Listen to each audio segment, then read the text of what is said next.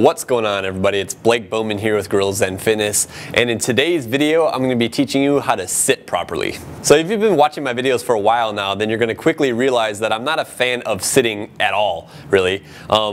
Basically, sitting causes imbalances in the body that eventually will manifest themselves as injury later on the road. Simply put, our bodies were not designed to sit, especially for long periods of time. While I frequently tell my own personal clients, as well as you all here on YouTube, about the dangers of sitting, a lot of people find themselves in situations where they have to sit, whether it's a long commute to work or whether it's at work itself.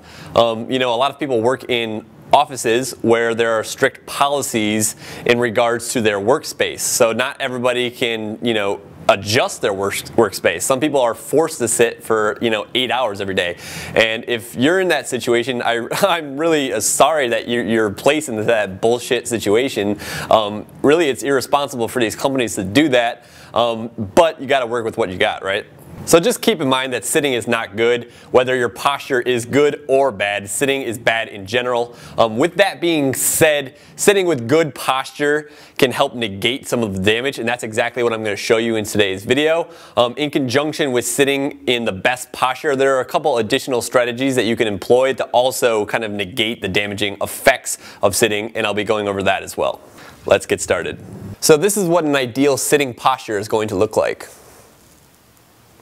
So let me break this down a little bit. When you're sitting, you want to maintain what we call a neutral spine. I'll go over that more in a second here, but in conjunction with keeping a neutral spine, you also want that spine to be vertical, okay? You want your body, your spine to be lined up with your vertical axis, okay? So if you had a line coming down from the center of the top of your head straight down, you would want your body to line up with that. So let's break down this ideal sitting posture a little bit more comprehensively, starting by looking at the pelvis. So your low back, also known as your lumbar spine, has a natural curvature in it.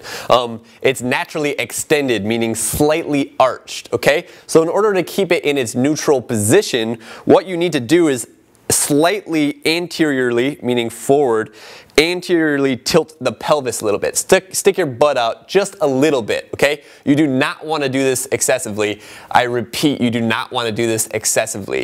If you do this excessively and you're sitting like this, you're going to start to develop extreme tightness in your lower back as well as in your thigh musculature here, and that's going to lead to the dreaded chronic anterior pelvic tilt where your ass is kind of stuck out all the time, okay? And that can cause other problems, okay? So don't do this excessively. You shouldn't feel a strain in your low back. You should just do it very, very, very slightly. If you are feeling a strain in your low back, then you're doing it too much. The second thing we're going to look at is the abdomen.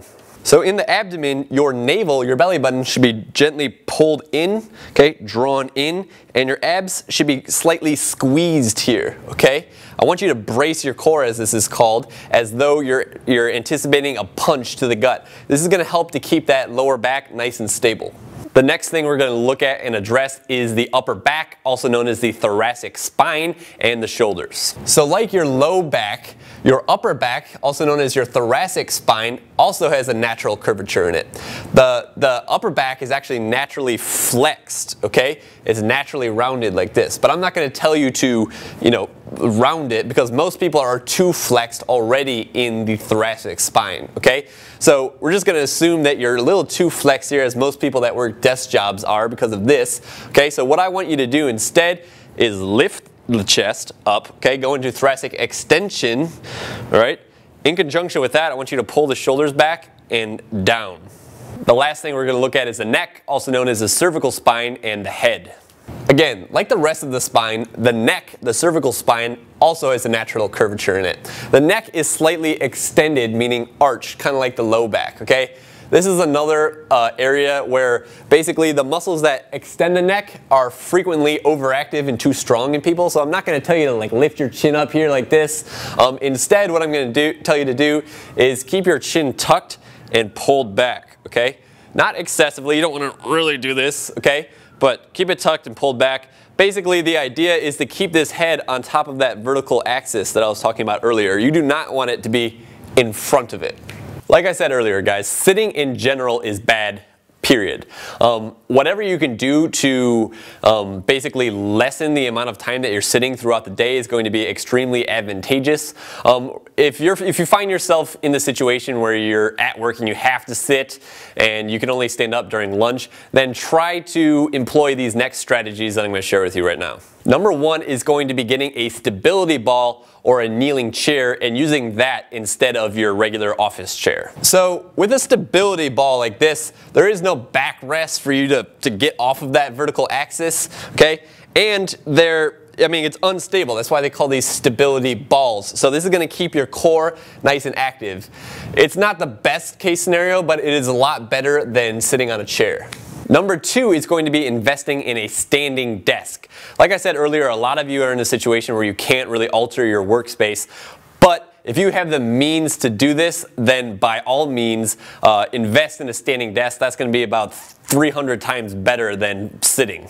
Number three, and the last additional strategy that I'm going to share with you, is standing up every 20 to 30 minutes. So when you're sitting, neuromuscular holding patterns and tightness starts to develop in as little as 20 minutes of holding any position. Okay? So in other words, if you sit for 20 minutes or more, you're going to start to develop tightness in the hips and other areas of your body.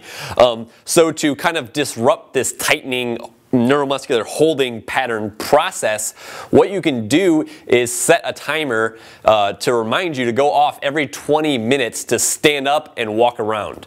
That's going to be huge, okay? You don't want to be sitting for prolonged periods of time. If you can just stand up for just, a minute and then sit back down every 20 minutes, that's really going to help you out. If you want to make that 20-minute break even more effective, something that you can do is a static hip flexor stretch. That's going to look like this. You're going to get one leg, take it back behind your hip, okay? Your knee actually has to be behind your hip here. It should not be right underneath, okay?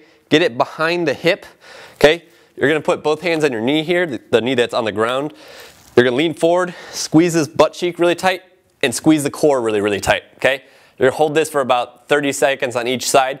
You should feel a really, really, really deep stretch right here in a hip flexor muscle called the TFL.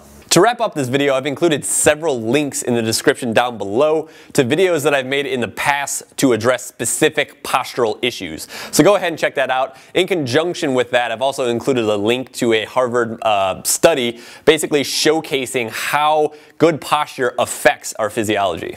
I really hope this video helped you out and you liked it. If you did like the video, then go ahead and give it a like down below. And if you haven't yet, subscribe to my YouTube channel right over here. Additionally, I'm being a lot more active on Facebook and Instagram as of late. So I would really appreciate you going to my Facebook page, giving that a like, as well as going to my Instagram and following me there. I'll include links to both of those in the description down below. Other than that, I'll see you next time.